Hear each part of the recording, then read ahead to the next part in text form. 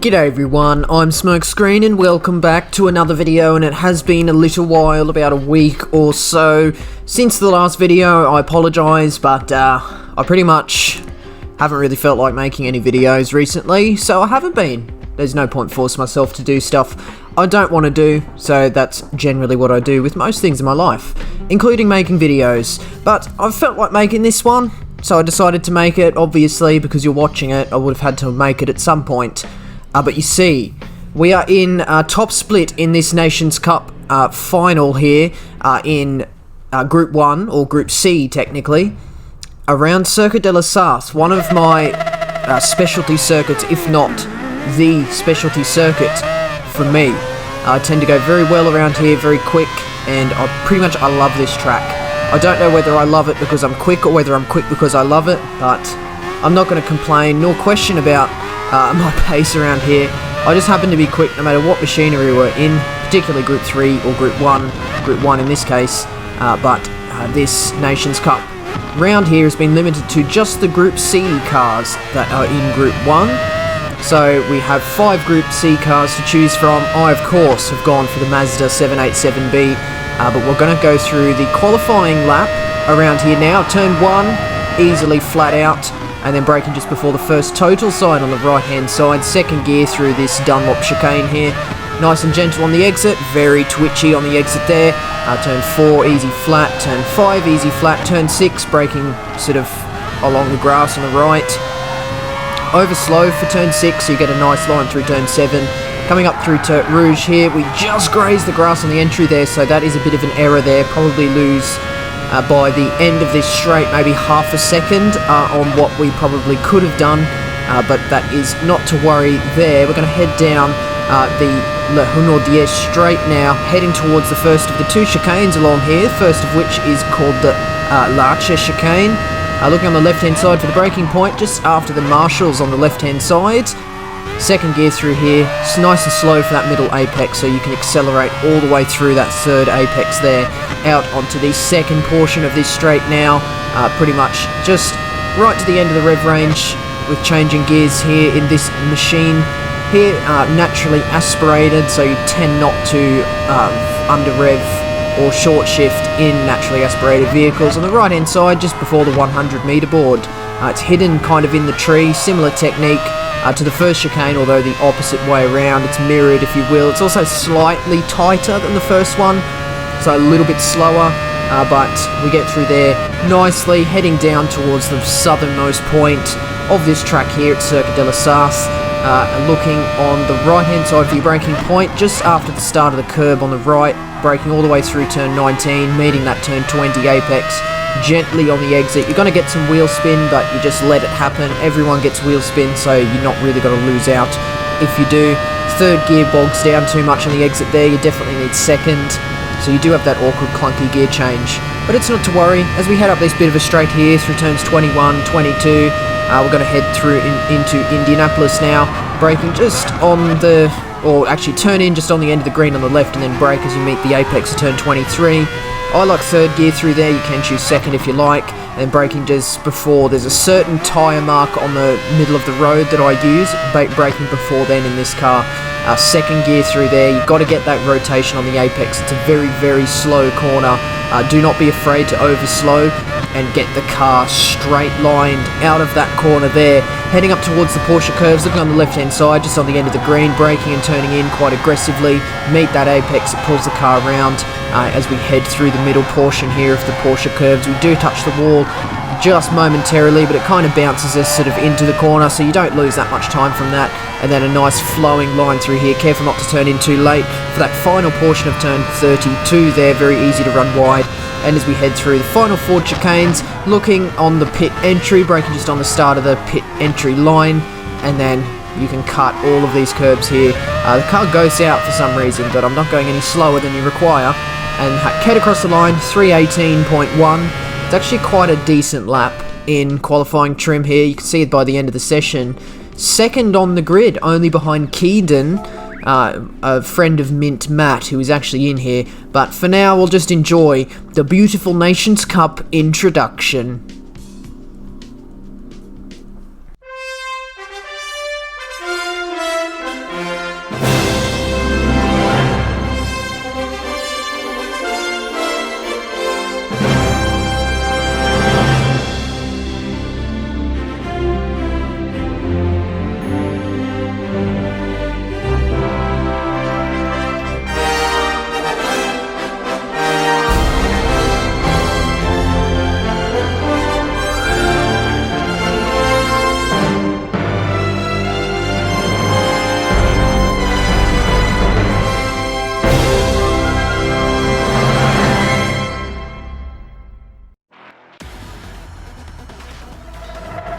Lovely as always, and then we meet ourselves on the grid now.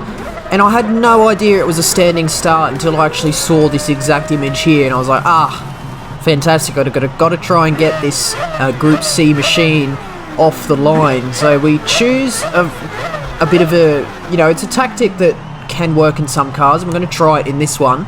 I'm going to do the second gear launch. So first gear, so much wheel spin, and you got a clunky gear change. Sometimes second gear is actually quicker. So we've got traction control on second gear, off the launch, and, well, we completely bogged down. Get an absolutely shocking start. Ranger Oz launches past us. We're dropping almost 3 positions here. Is going to be 3-4 positions lost, down into 6th off the start.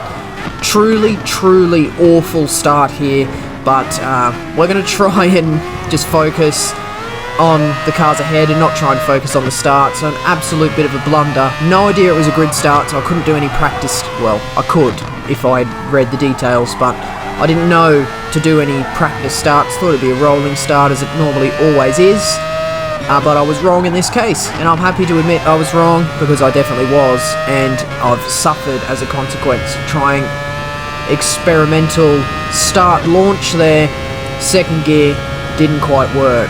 So we find ourselves down in 6th after qualifying 2nd, so look, a really terrible start, and we've lost 2 seconds at least from the start of this race here. But somebody's got a penalty up ahead, and the pack ahead is fairly close together, so hopefully they can sort of squabble with each other and lose themselves time, and I can get myself back onto the end or the back of this pack. Ferrari Flyer serves his penalty there. We're still not in the slipstream of John O'Stan, up in 4th position at this point, so Ferrari Flyer was in between the two of us. He probably would have been acting as my leapfrog to get onto the back of this lead pack here, but that hasn't quite worked out as he served a penalty. So we're now just going to have to get or catch this gap up or down, chase these people down throughout the corners as they sort of run side by side. Hopefully that's the plan here. We're also going to keep an eye on the red number next to my name, 2.4 seconds, that's gap to the leader as always. That's going to be interesting because qualifying 2nd, you're obviously fighting for a race win there. So you don't want to let that person in the lead get too much of a gap up. Somebody bins it on the end of the Mulsanne corner, or Mulsanne straight, Le Honaudier straight. Somebody bins it, make up 1 position into 4th, and we are in the slipstream of the Mercedes Sauber up ahead. And then we're going to try and sort of just keep into this slipstream here.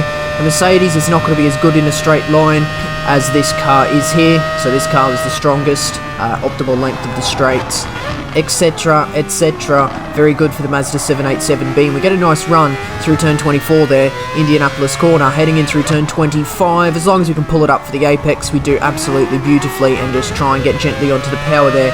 We are firmly in the slipstream of this Sauber here. Have a look at the red number, 2.8 seconds, so we're losing time to the leader. That leader is very, very quick. So Keaton, I actually haven't seen him before, but I did have a bit of a peek at the stream, the Twitch stream that Mint Matt had up, and there was a good group of them going through all 5 slots of this race using each of the different cars together. So a little bit of a marathon stream that was happening, and that was kind of extended into this, which was the final slot here. They were kind of, they were racing good, but they weren't taking it very seriously. But I can tell Keaton here, Keaton, sorry, there's no N in the middle, is there, is taking, he is taking this race quite seriously. 3.6 seconds, 3.7, it's going to be 3.8, 3.9 seconds soon on the exit of the Ford chicanes there, up into the lead. So he's very quick in what he's driving, the Jaguar XJR9. Not the strongest car, but still fairly solid. As we head in through the Dunlop chicane for the 2nd time here, still on the back of this Mercedes C9. You can see we cut that second part of the Dunlop chicane way too much, get ourselves a half-second penalty. That is not good for our pursuit for race lead, although it's looking less and less likely as this race develops that we will be contending for that, no matter what penalties we get, if any, because Keaton is very, very racy at this circuit here. You can see the opening laps there. Yes, you do have the start, but we were fairly close to him at the start of the race, so that time difference initially is going to be negligible. 325.1 as opposed to 329.2, a good 4 seconds off. the pace of Keaton throughout that first lap there. We were, of course, caught in a little bit of a battle off the start, whereas Keaton got a nice clean start. But if you were monitoring that gap throughout the first lap, you would have seen that as that lap progressed, we were losing time to Keaton. And obviously, seeing as we kept to the back of these pair up ahead, they were obviously losing time too. So now we're going to cast our attention back in the field a little bit. In 7th place currently, Mint_Matt. That's Matt Simmons. He is a GT World Tour finalist. He's gone to live events, competed in live events. He's a very, very, very quick driver in Oceania here. Of course, he was part of that sort of... He was the host of the stream I watched, actually. I tuned into the day after. And saw that he was participating in that sort of 5 slots, 5 cars sort of half joke with a group of other people here. But he is very quick nonetheless, and he did start quite far back in the pack, so not having the best qualifying session, so we are going to have to watch out for him. So he's very good at strategy, could potentially go for a very big undercut, and we're just going to have to be careful of that. So as long as we can sort of keep out of battles and overtake, just like we did on Sarthe there along the straights, not losing any time whatsoever, in fact gaining thanks to Slipstream, hopefully we can ward off any potential undercut by Mint Matt. So the Jaguar X-Trail R9, I've never really driven it in a high tyre wear situation. I'm not quite sure how that car fares, but I think it's not as good as the Mazda. So the Mazda I have driven before in tyre wear, or high tyre wear conditions. It's a very solid car in Group C, that's perfect for this track actually. Because you've got those 2 chicanes on the back straight, the fact that it can't quite reach the top speed that the Nissan R92 CP can is actually advantageous, because you don't have the length of the straights for that top speed of the Nissan to actually supersede the performance of the Mazda 787B. So if it was the no chicane variant of this track, you would see the Nissan up the front of the grid, but because you've got the chicanes, straights are shorter, Mazda has better acceleration and reaches its top speed pretty much just at the end of the longest straight. It's pretty much perfect for this track here.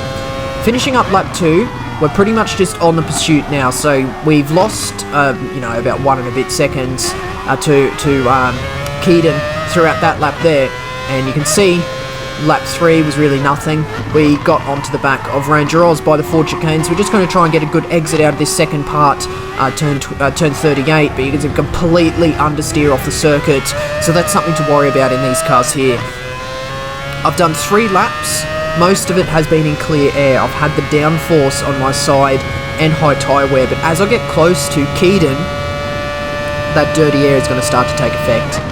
Heading into Mulsanne, yellow flag is out. That is very interesting. And on the exit there, Keaton has actually binned it out of the lead. Ranger Oz resumes in the lead. Half a second behind is myself. I'm half a second off the lead in top split. This has been a massive turn of events, so that has really given me the lifeline I need to really contend for this race victory here. And after I saw that, I was like, right, I know I'm quicker than Ranger Oz, as we see there, catching up a lot of ground after braking, but I unfortunately go a bit deep as I get caught in that dirty air again. Something I'm going to have to get used to as I get closer to Ranger Oz. But this is it. Race victory is on for real. Once Keaton was sort of 5 seconds in the lead, there was no real way I felt I could catch that back up throughout the race, unless he made a big mistake. And that's exactly what he's done. He's thrown me the lifeline. Race win is on. So we're going to try and get it. We're going to come into the pits on the end of lap 4. We haven't even discussed strategy yet whatsoever. We're going to come into the pits now. Soft and medium tyres available for this race. I believe it was just the medium that was mandatory, but the soft tyres have such an advantage that it's definitely quicker to go for a stop. The medium tyres probably couldn't even last 8 laps anyway for a no-stop. Fuel, no issue. You got plenty of fuel to do the whole race. You don't need to fuel save at all. You don't need to refill. It's absolutely perfect. Or it's better than perfect. You got heaps of fuel. We're over halfway through the race, and we've still got more than half the tank of fuel. You can see on the fuel gauge in the bottom left. We go into the pits. You can either do 3 laps on softs and 5 laps on medium, or you can go 4 and 4. I went for the 4 and 4, as I felt by the end of lap 3, the performance of the soft tyres, they still felt really good, so I decided to go for that 4-4 strategy.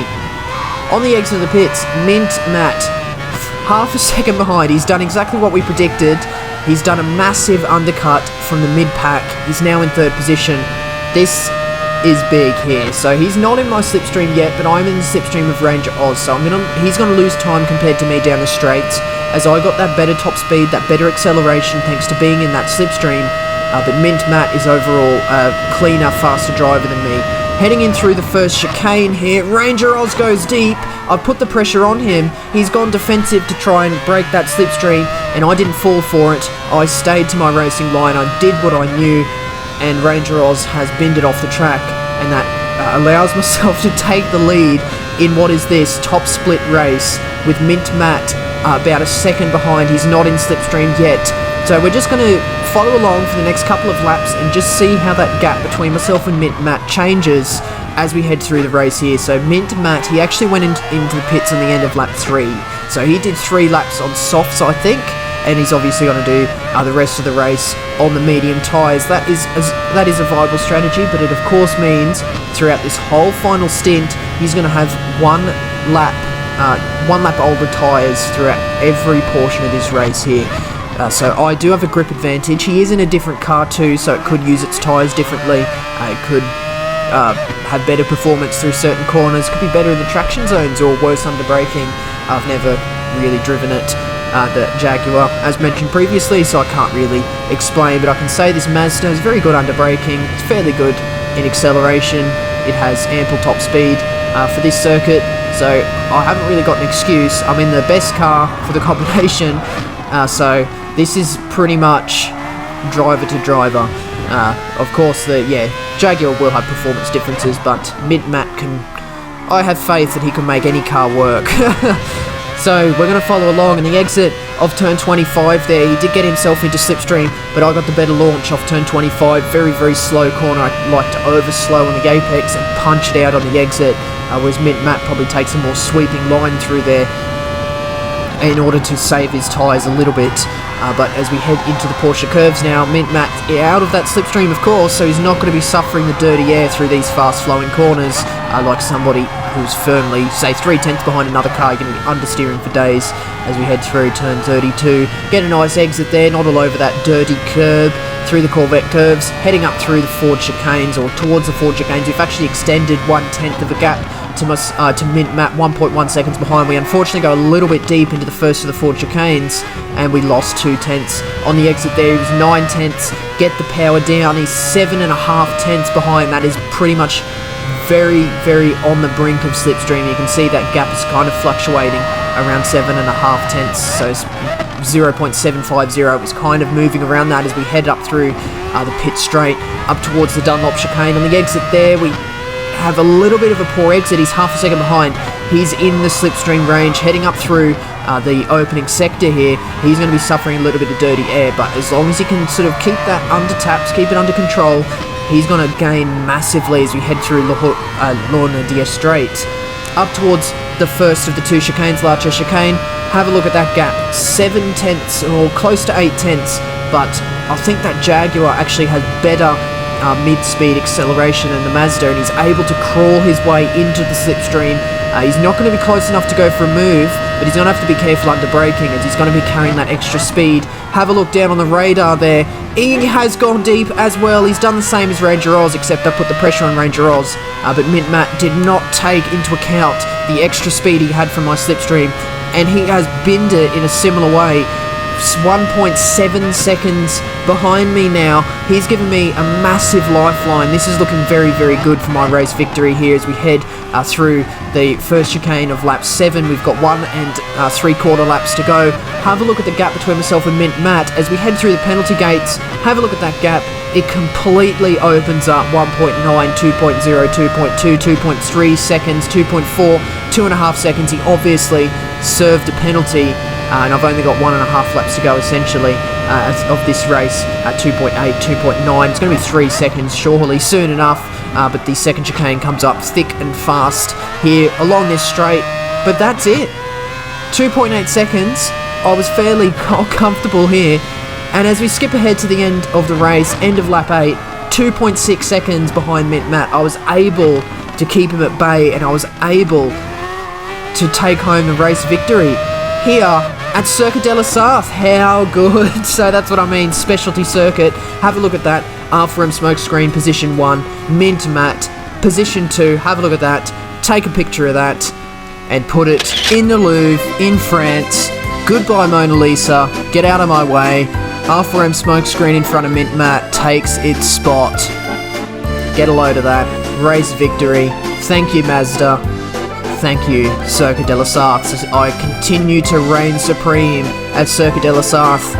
My specialty circuit, absolutely love it. And we bring home 243 points, personal best for Nations Cup. How good is that? How good is that?